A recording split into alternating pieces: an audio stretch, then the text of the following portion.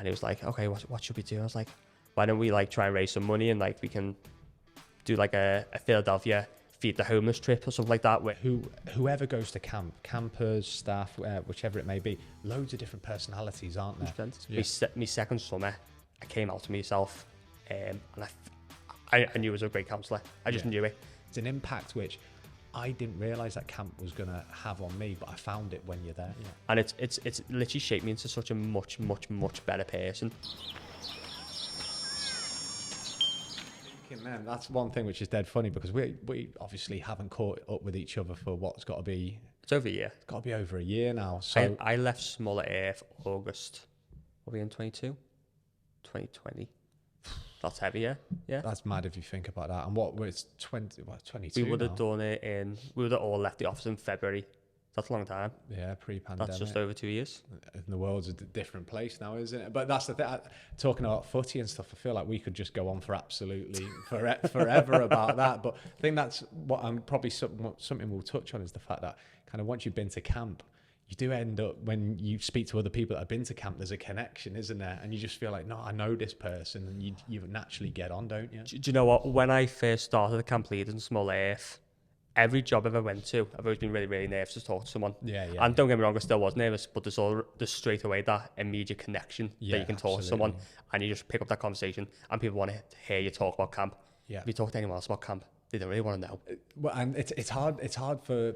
I think I said this with Ryan last week, but we're there kind of like, it's so hard to describe camp to someone that hasn't been, but it's also very hard to understand as well, because it is such a world upon itself, isn't it? It's like such a unique experience. And like, so my girlfriend's sisters went to camp for the first time, and she kept on asking us, what's it like? And I was trying to explain to her, and she was sort of like looking at me like, that sounds not great. And I don't know, it was just the way I was explaining it to her. And then she's went out there for the first 2 weeks, and she's having a good time so far. I think she's a bit hit and miss. She's still missing home. Of course. Camp hasn't fully started yet. And I'm pretty sure the second camp starts, and she starts making those connections and friends, she'll be fine. I said to her on FaceTime the other day, think about university. She came to Liverpool University for the first time this year.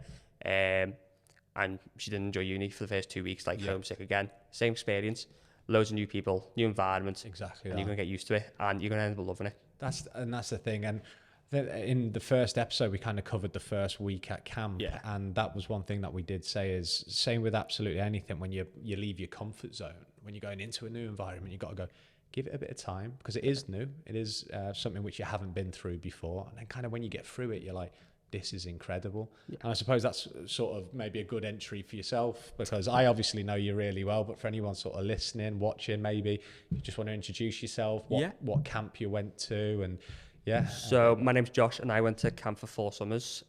First summer was 2014. Brilliant. Camp Sun and Fun, special needs summer camp in New Jersey. Honestly, my best thing I ever did. Every single year said, that's my last year. Went out for 1 year, okay, did 2, did 2, did 3, did 3, did 4. Kept 4, going. 4, I had to stop there at that point. We had to get real jobs. But yeah, camp was the best thing ever. I met my missus out there. We've been together 7 years now. Wow. Engaged. Got a house together. Look at that. Got a baby. When I mean baby, I mean a dog. Just like a baby, though, to be honest. It's my baby. But no, it's generally the best thing we ever did. It's changed my life so much. It's funny, it's 2 episodes in a row now where we've had someone who's actually met their future partner at camp and stuff. Roisin met Ollie there and stuff. But that is an environment, isn't it, that where you will get on with people, and you connect with people in such a different way because of the environment that you're in. It accelerates relationships so much faster because it's so much more intense. Absolutely. Like, I know this is a really bad comparison, but people watch this like Love Island and stuff like that. And I can sort of get my head around it. Because you're spending 24/7 with these people. In a real sort of pressurized environment with loads going on around. And not even just like romantic relationships, just in terms of friendships. Absolutely. Like, I've got my groomsmen set, I've had them for years, and somehow this random lad from Tunbridge Wells in down south and outside of London is going to be one of my best men. I just know he's going to be one of my best men. He's called Ollie, amazing guy. And every time we get together, we got together at a wedding for one of the girls from camp about 3-4 months ago. And we just sat there like laughing, like saying like, how is this environment that me and you are friends, like we're polar opposite people. Like, he's like a little posh boy from down south. I've got a bit of a rough accent from up north. And yet we just click so well. And it's amazing. that's kind of the beauty of it. And I think in this episode, some of the stuff we'll cover is essentially not just making an impact through camp, but how camp has an impact on you as well. And I suppose there's a great example, even from a personal point of view, people that you've met and how you connect as well. Well, I suppose one thing I did want to get into, and we've kind of touched on it a bit in regards to the first week at camp, and you kind of go, it can take a bit of getting used to and stuff. But if I take you back to prior to going to camp, what did you know about camp? What did you know in regards to your role? What did you know in regards to the opportunity, I think would be the right word, to make an impact? To make an impact, I'd go back a few years before I even applied. So I remember it must be in year 10, year 11, and an English teacher, can't remember her name, but she came in, she did a talk to us, and she did camp. And it sort of went over my head at the time. Really, really went over my head at the time. But she said that had these amazing summers. She'd been going for 10 years. Love it. And just had the time of her life. And it sort of didn't really stick to me at the time. And then the summer before I went to camp, I went to Malia for like a holiday with my friends. And at the time I was still in college. So came home, went to the college room, and there was a tutor there, and she was asking like what everyone did that summer. And I was like, went to Malia with my friends and stuff like that. And she's like, what are you going to do next summer? I was like, IB next step up. And she went, why don't you go and do something meaningful? That was the words he said. And I was like, I sort of like was a bit like, ooh, like what do you mean meaningful? What do you mean meaningful? And she went, why don't you go and do something like camp? I couldn't really put two and two together yet with what the English teacher had been saying a few years prior. So I went, what's that? I had a look into it, and straight away I went, okay, I'll do that. Like literally in a second's thought. And I made my application, submitted it, and I was very lucky. My grandma, she was very much, when she was alive, she loved travelling.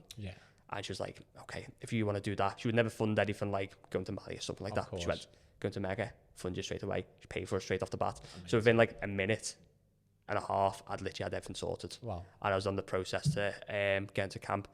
And then the whole process, I was sort of a bit relaxed about it. I didn't really think about it and what was really going to be like. I think I was relaxed about it because I was a bit scared as well. For sure. Like, try and put it in the back of your head. Don't think about it. You're going to America. It's going to be very different. Absolutely. And then I ended up getting out there, and just it was really, really was an amazing experience. Especially for me, because it was special needs summer camps, it was a little bit different than, say, traditional summer camps where it's 5 to 18-year-old children. This was special needs summer camp for people aging from age 5 up to the age of, I think our oldest camp was 95. Intellectual and developmental disabilities. Okay. And it depended, especially on our campers, where they came from. So a lot of them were in group homes. Okay. Some of them were from very loved families. And for us, the experience wasn't just about the campers. It was just about the families. And that was the biggest thing I learned from camp. So just imagine like your mum, your dad, and you've got a child who's got a disability. That child can take up so much of your time. Of course. And you don't really have that chance to reconnect with each other. So you like quite often after a week camp, the parents will come up to you and be like, thank you so much. Like, we've just been able to go out and get ice cream on Wednesday evening. Haven't been able to do that for a year. Like anyone of us could go out now and get ice cream. They couldn't, because the child with disability takes up so much of their time and effort. So it's a big respite for the parents as well. And speaking about IBFA before, we always referred to camp as the campers IBFA. Right. So I ended up doing a disability studies degree in the end. Okay. And one of the big things about people with disabilities is that they've got to confine to social values that people who are undisabled set. Okay. So that in theory, you can't act how comes natural to you, because you've got to be within your communities and your social constraints. And they could just act how they wanted to for the whole week without anyone looking at them. The example I always used to get from my director, whose sister had a disability, was when she was in public and she had an episode in public. Everyone's looking, everyone's tutting. If that happens at camp, it's just normal. That's part and parcel. It's part of it, and it's the 1 week of the year where they're not getting judged, they're not getting eyes on them, and they're just there to have as much fun as they can. Amazing. And I think that's one thing which is beautiful about camp, and I think no matter which camp you go to, is that it is such a place where I found not just even the campers, but the staff as well can be themselves, and you have no other choice but to be yourself, especially when you're there. But that's kind of the beauty of it as well. And I think, did you say your English teacher mentioned the word sort of meaningful? I think very hard to see anything more meaningful than that type of stuff where people can just be themselves, isn't it? 100%, mate. I really do think with camp especially, you see certain counsellors who just come out themselves as summer gets going. And to be honest, I was probably one of them. Yeah. So I said before, I did 4 summers. My first summer at camp, I was very reserved. Yeah. I got on really well socially, but in terms of being a counsellor, Yeah. I think I struggled at times. Yeah. Brand new environment, dealing with people who've got disabilities, didn't really know how to act. Yeah. My second summer, I came out to myself, and I knew I was a great counsellor. I just knew it. People would say I was. Parents would like to speak to me. The campus would want to engage with me. That led to me getting promoted to my third summer to head counsellor. And camp gave me that confidence to be able to improve that skill set and be confident and become a better person. For sure. And then once you've got that responsibility, but then you've got another set of counsellors behind you who are coming onto their season. So then you can help them become the best version of themselves. And you can literally spot them out a mile away. The counsellors who are a little bit shy, a little bit inside themselves. And do you know what? That's not even a bad thing, because there's introverts, there's extroverts. Of course. And it's just making sure they're being the best version of themselves and being the most confident version of themselves at the same time. And I think that's one cool thing you've mentioned as well, is the fact that whoever goes to camp, campers, staff, whichever it may be, loads of different personalities, aren't there? 100%. So it's not as though it's kind of like, oh, well, I'm a super outgoing person, so I'll laugh, joke, do all the dances and stuff. There are some people which I met at camp as well who were very shy, very introverted, who did struggle initially in that first week, especially acclimatizing to not just a new situation, but a new group as well, who by the end of it came away with such a self-belief and a self-confidence, because they could see the impact that campers had on them, but that they have then had on campers as well. 100%. And you do go away, don't you, with like a different level of confidence, belief, and all sorts. And it's an impact which I didn't realize that camp was going to have on me, but I found it when you're there. No, 100%. I think going back to introverts at camp, I think there's a perception that at camp you've got to be this loud, bubbly person, which a lot of camp is about that. Yeah. But there's also those introverts who are more relaxed, they're more calm. They can be a calmer presence on campus as well. Absolutely. If I look at it in the special needs context, we'll have a range of disabilities. Some of the campus are very, very loud. Some of them are a lot more reserved, quieter. Sure. And we used to match up staff with campers, especially campers who need more one-to-one attention. And just know that person would be such a calming influence on them. And they'd bring out the best person in that camper, and that camper bring out the best in them as well. Because it was nice, it was relaxed. They didn't need that very loud person who might be better suited for the young boys cabin at our camp. They're there for those campers who are a little bit more quiet and just more reserved themselves. That's a good point as well. I almost kind of leave the preconceptions at the door, and half the time it's limitations you kind of put on yourself. If people are like, oh, I'm very shy, I'm introverted, am I going to fit at camp? You'll be an absolutely perfect counsellor for someone, because there are campers who are exactly the same 100%. As well. It's not just one type of personality trait. So would you kind of encourage people that no matter what you believe on yourself and what sort of almost label you give yourself, whether you're shy or an introvert, to give it a go anyway because of what you get out of it? Yeah, because I think for every counsellor there's a camper, there's someone who's relatable. When you're walking around camp, you'd always see probably someone within yourself, if that makes sense. Absolutely. And there's like I said before, there's no right or wrong camper or counsellor. There's loud campers, there's loud counsellors, there's quiet campers, there's quiet counsellors. And it's matching those abilities up and bringing out the best in everyone. Absolutely. And trying to merge them as well. I think that's very, very important, because everyone can bounce off each other. If someone's a little bit quieter, well, then the louder person can bounce off them. If that quieter person's a little bit better in those one-to-one conversations, they can bounce off them. Absolutely. And lean on them in those situations. So, yeah, it's very much about...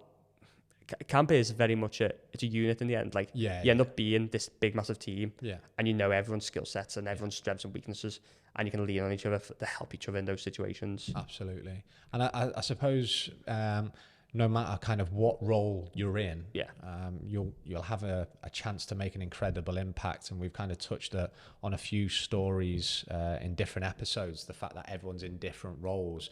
But I suppose especially in the role that you were in as well, that's certainly a role which requires a real attention, and kind of what a greater impact that you can then have by being that person to help out and everything. Give us a bit more of a understanding of your role, but also what impact you were able to then make on the camp, because understandably you must have had an incredible impact in terms of what their experience was like at camp. Yeah, so during the 4 years, I had quite a few roles. So the first 2 summers, I was a general counsellor. Yeah. I said before, the second year, picked up a lot of confidence. Sure. And I felt like on camp, I was sort of like the go-to person the second year. Brilliant. That's really what I felt like with staff, with campers. Yeah. Also, that retainer vibe where the campers know you from the previous year, yeah. and they love you and they recognise you, remember your name and stuff like that. And if a camper ever remembers your name, I think that's like a bonus point any time. That must make you just kind of be like, oh. Yeah, and like, especially sometimes with the special needs campers, because it was sort of always in the back of my head, like, would this person remember me because of their disabilities? And most of the time they would. Amazing. And that's a great thing. Especially when they remind you stuff that happened last year, like remember like we dunked in the pool and stuff like that, gonna get you again this year. And that's great. So the first 2 summers were I was very much hands-on, very much general counsellor type role, in the dirt every single week. Great, loved it. And then 3rd and 4th summer I went into more admin roles. Yeah. And I still think I still loved camp. Yeah. 3rd and 4th year did feel a little bit more like a job. Yeah, I'm with you. 1st and 2nd year felt like an experience. Yeah. Whilst 3rd and 4th was a job. So the 3rd summer, I was, my official role was head counsellor and lifeguard supervisor. Yeah. But basically just a little bit of everything. Like, okay. I was out on the, to be honest, my 3rd summer, I didn't really spend that much time on camp. Right, okay. I was out on the roads doing other things for the camp. Got you. Like, they gave me like one of the vehicles and I was just on the road driving around New Jersey doing odd jobs and stuff like that. Important for the camp, but like getting supplies, stuff like that. Our camp was a very small camp, not a lot of money, charity ran, so everyone stuck in and got involved. Yeah. Still loved it. Had a great summer. I was more there as well in situations which were maybe more emergency related. So with the special needs summer camps, there's at times behavioural issues that can be quite extreme. Yeah. So then I'd be sent in to deal with them and calm those down, those campers, and also take the pressure off the staff who maybe might have been dealing with it for 1, 2, 3, 4, 5 days. They just got too much for them. For sure. And then I go in, try and sort it out, try and calm it down, use the experience from the last 2 summers to try and impact that situation. So, and then essentially the rest of the staff were under my watch. Okay. So I'd be their go-to person there. So I had a lot bigger impact that year on the staff. Got you, okay. My 4th summer was me big job. So I got the program director job. Right, okay. Which in all honesty, it's completely out my personality. Program director job in my head is a very out there character. And the way I looked at it for the summer was, it was sort of like a performance. That's how I've always described it. So I'd be in the back and then I'd put a face on and I'd go and be this big, loud, bubbly character. And I'm not that person in the slightest. I'm very introverted. I like me in space. I like to relax. And I'd go back in the back and then I'd chill. Yeah. And it was like a performance. I'd get high off it and I'd come down and relax in the back. And that last year was incredible, to be honest, mate. Yeah. Because you're running the day by day of camp and you had staff underneath you who were doing like performing arts and crafts, all the instructor roles. Yeah. And they were under my watch. And the way I sort of saw it was that these people underneath me are so talented. Yeah. Like, they're really, really talented people. But what I was really good at was organising them to deliver the best experience for everyone. And that's sort of how I saw that summer going. I felt like I had an impact on everything in that summer. Campers, counsellors, the whole I saw as a product in the end. Like, this is the product we've delivered to these staff, to these campers and to their parents. And it was fantastic. We had a great summer. Really, really proud of it. We introduced some schemes. So I think it might have been the 3rd summer, the 4th summer at the time. I can't really recall at this point. Yeah. But one of the big things we introduced was our Philadelphia trip. Yeah. Okay. So our camp was very close to Philadelphia. Very close, about 30, 45-minute drive, something like that. And I really like Philadelphia City. Reminds me a lot of Liverpool. Yeah, it does. Got docks, big sporting teams, lovely people, good nightlife, stuff like that. A lot of homelessness though. A lot of people who are homeless in Philadelphia. And it struck me the first time I went there in 2014. Went back in 15 again. I went, a bit heavy this, isn't it? And then 16, I was talking to Ollie, my friend. Yeah. It's like, we should do something. Because we were organising the trips and stuff with the staff, like on the time off. And he was like, okay, what should we do? I was like, why don't we like try and raise some money and like we can do like a Philadelphia feed the homeless trip or something like that. Amazing. So it sort of started off as like a small idea, and then we actually ended up getting quite a bit of money. So all the staff put money in. We asked families when they turned up as well, saying we're going to do this thing, do you want to donate? And people were very generous with the money. So then the night before, we went to Walmart and Walgreen. And we stocked up on loads and loads of food. Came back and made like our own Tesco meal deals, and we had like an assembly line in the camp kitchen. That's amazing. We bagged all them up and got them into the freezer bags and stuff like that. I can't remember what you call like things you take when you go to the barbecue. Like those big containers that you drag.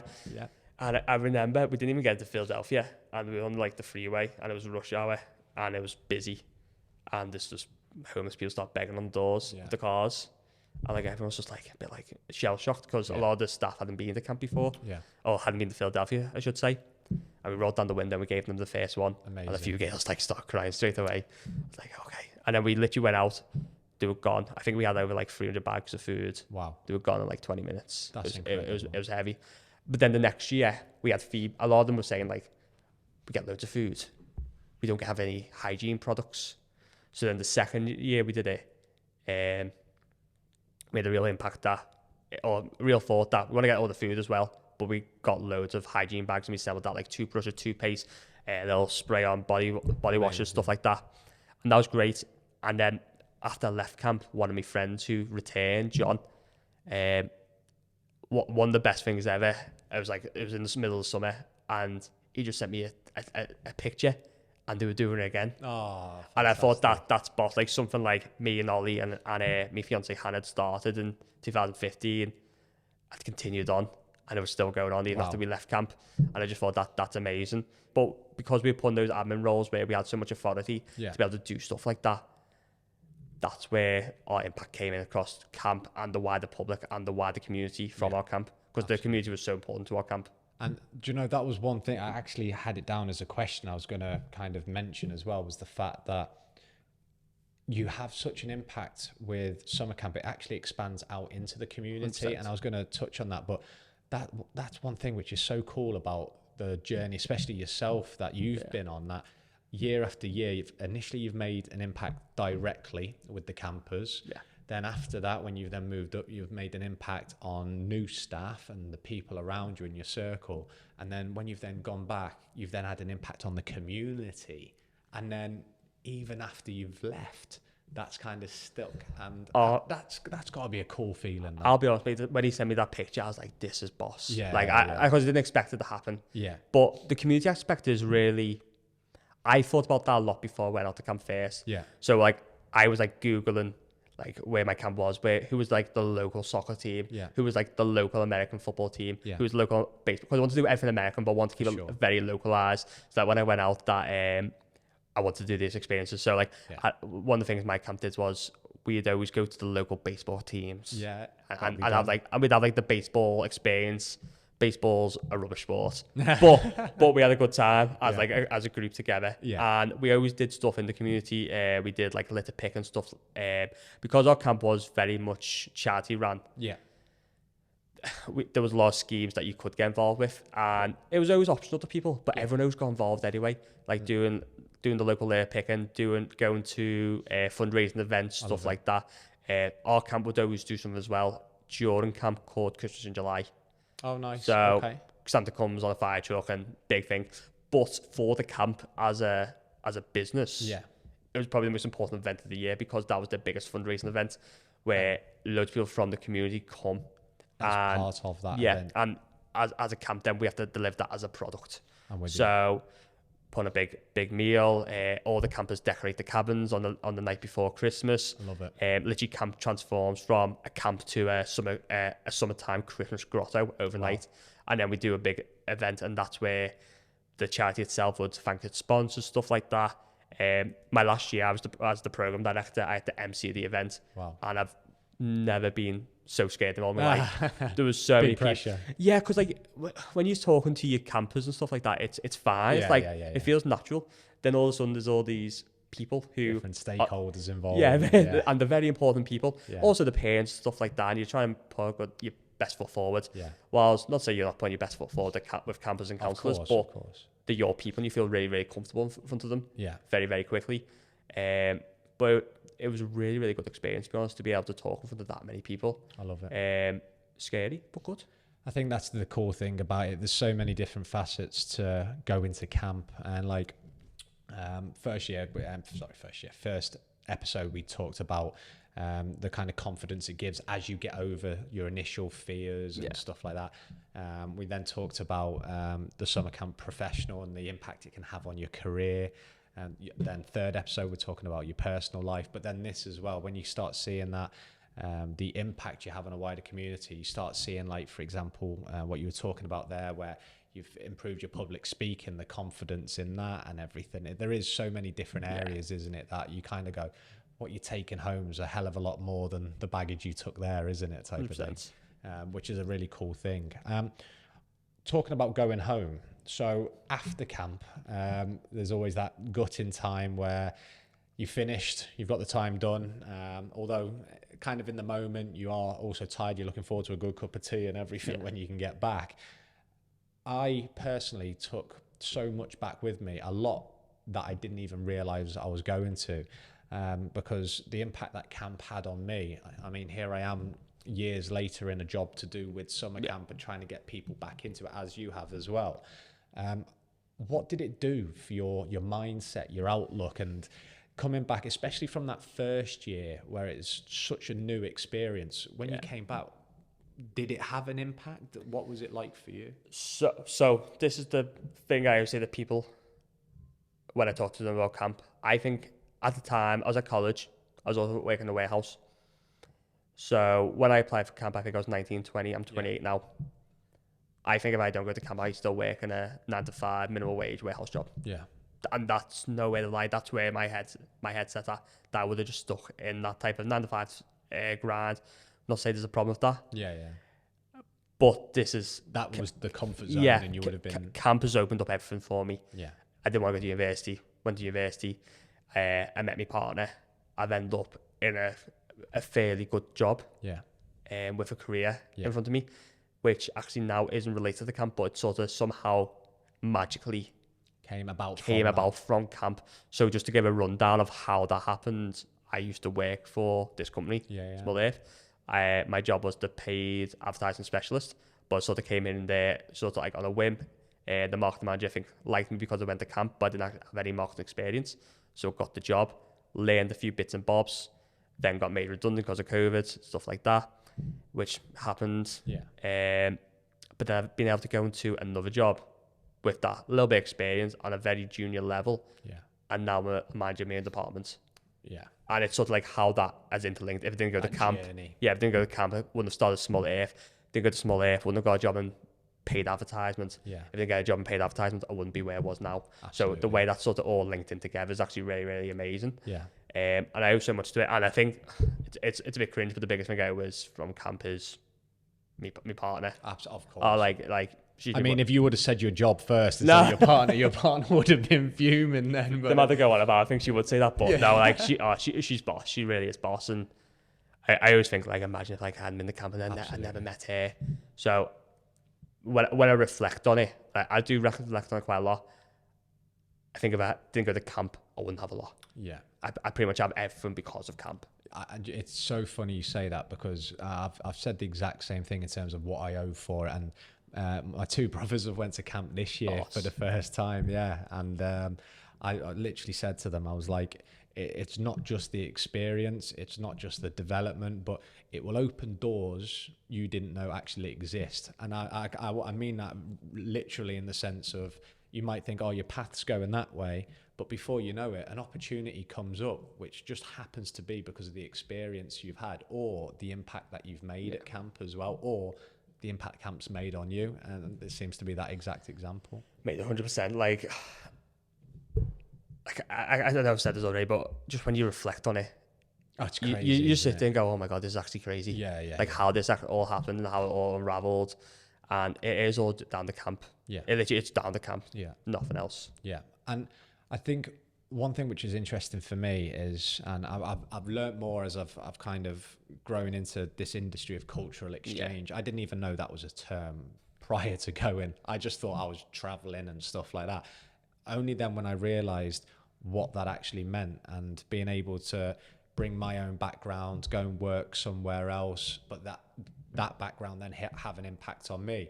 It's really kind of shaped a lot of my views, and I think it's so important, and I think it's so vital that people have the opportunity to be able to do this, because it does broaden your horizons as well. Is that something you'd kind of say to people? You go, get that out there, give that a try, because... So, I'm a better person because of camp. Agreed. I think when I was 18, 19, I had silly thoughts about some things, and I wouldn't go into details of them, but I just thought stupid things about the world. When I actually reflect on it, I don't think I'd ever actually left Liverpool. Yeah, just I knew Scousers. I didn't know anyone outside Liverpool. Yeah. So even like the whole culture exchange thing with other people from England was actually a bit mad. I was like, okay, and now I've got all these friends from all over the world, and that's an amazing thing. Yeah. And it's literally shaped me into such a much better person. For sure. Opened my eyes. Like I've always been very honest about this. When I got placed at special needs summer camp, I didn't really want to go. I was like, it was first camp that gave me a job. I was like, after I got accepted the position, I was like, why have I accepted this? Yeah. And then I ended up staying there for 4 summers. There you go. And then I was just say, like, I was so narrow-minded about this community of people, and because I didn't know anything about them. Yeah. The special needs community. Yeah. They're the most amazing people in the world. Yeah. They really are. Got the biggest hearts, biggest personalities. For sure. They make you a better person. So I owe so much to camp, and just my whole perspective on life and people has improved so much more. The little things in regards to being able to go back or try new things or broadening your perspectives. Okay. If you could have sort of 5 points you could say to the audience to kind of take away with them, what would they be? 5 points. Let me have a little think. Be nice to everyone. For sure. And what I mean by that is, I was one of them people who just was friends with everyone. Yeah. And you know why? It made the biggest impact, because for sure. If I needed to get something from the kitchen from one of the staff, they'd be like, oh, Josh, yeah, we can help you with that, blah, blah, blah. Brilliant. So just be nice to everyone. Yeah. Secondly, I think be open to everything. Yeah.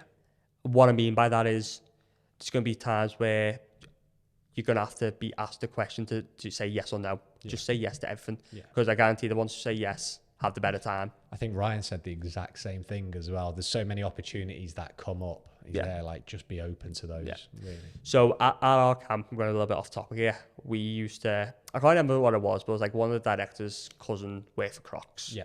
And we all used to get a wristband, actually similar to this, with the Fitbit, and had little holes in it. Yeah. And he had, I can't remember what they're called. They're called like jubblies or something like that. Okay. Or gems, I can't remember. But like the little things that you can put into your Crocs. Oh, right. Okay. And the wristband was the same shape as the Croc. Okay. So you could get these little badges, and we had naming conventions for all of them. Oh, and they all meant something a little bit different. Love that. And one of my favourite ones was suck it up. So it was a lollipop. And it was basically meant you had a hard week and you sucked it up. Yeah, yeah. And camp is going to be hard. Yeah. Camp is going to be hard. It's probably one of the hardest things you're ever going to do. Yeah. Mentally, physically. But it's also one of the best things you're ever going to do. Agreed. So in those times where it gets a little bit hard, you just need to suck it up. For sure. Fourth, this is something I neglected a lot. Although you have the most amazing time, you still got people who love you at home. I neglected that when I was at camp, and I regret that. Yeah. Mums, dads, family, friends, I didn't speak to them enough. Yeah. I know there's going to be obstacles, but I just didn't try enough. That's the honest. And it helps if people are missing it. Sorry to interrupt, but doesn't ring home if you are missing home, they're there. Yeah, 100%. Get on the phone. 100%. And my last one, let me think for my last one. Mm-hmm. I was going to say it's right on the spot, isn't it? Just and 5's quite a few. I was gonna ask for 3 in the beginning, but 5's quite a few. I feel like I can get one more out there. The skip 3, so am I only on 3? No, let's stop at 3. Exactly. Yeah. I was going to say it's dead on the spot, but yeah, I think touching on that one as well, and I think what probably one that I would like to mention as well, what you touched on earlier in the conversation, is kind of being aware of the impact that you can have as well. Like, I think, did you say it was your 3rd year when you started having to put structures in place for staff and everything, and then you kind of go, wow, this is I'm now kind of having an impact on how people will have in their summer as well. So it ties all your other points up, kind of be friendly, be open, and then kind of realize you won't even know how much of an impact you will have on others. Yeah, just add that. I think with impact, everyone looks at it as a scale. And even though you think you're doing something really, really small, it might be massive for someone else. The camp was amazing. They did a lot for the families, a lot for the community, and the wide impact of that camp as a whole over the time it's been open. It's been open for 75 years. It's given so many families like that those chances to have those opportunities to do the things that everyone else takes for granted. Yeah. And that sort of, especially needs camp, that's one of the big magical things about it. Yeah. That there's all these obstacles for these people, and that we're able to take those obstacles away for a short period of time so that they can enjoy themselves and have those normal experiences that we all take for granted. Yeah, that's the beauty of camp as well, isn't it? The 100%. Fact that that's just one camp in one state, in one country, that's multiplied over and over, and you kind of feel like if that positive impact's had in that one place, imagine the thousands of other camps, and if that's kind of going on everywhere, I think the world's going to be a slightly better place if there's a lot of people like that. So that's even better a place to end on. So yeah, I appreciate you sharing some of that as well, and yeah, we'll have to make sure we catch up again soon, mate. 100%, mate. We only live 5 minutes away. There you go. Simple as. Let's just not talk about the footy yet. Wait a few weeks till that. But yeah, I appreciate that, mate. And yeah, all the brilliant, mate. Thank you very much. Cheers. Thanks for watching the Camp Leaders podcast. If you enjoyed it, pop us a like and be sure to follow and subscribe for more of the same.